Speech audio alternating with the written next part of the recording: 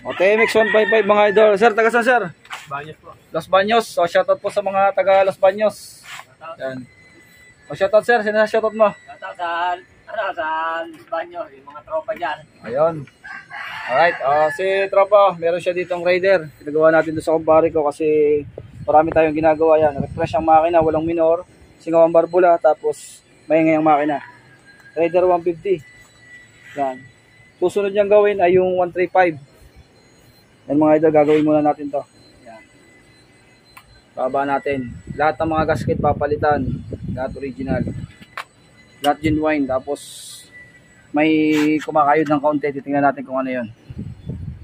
Mga idol, tapos na yung project natin. Dalawang TMX 155. O yan sinasira. Los Baños. Pati itong CB 125. Spring ng kicker. Bagong block.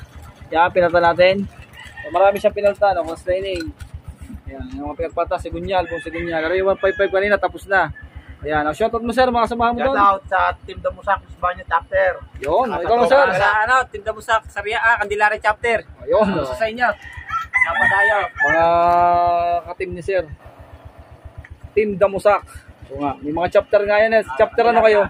Los Baños. Los Baños. Ayan. May Candelaria. Meron dito. Ayan mga idol, tapos na po ang project natin. Dalawang motor schedule for today. TMX 155 yung kay sir, ito. Yan ang mayari. Tapos yung isa ay CB 125.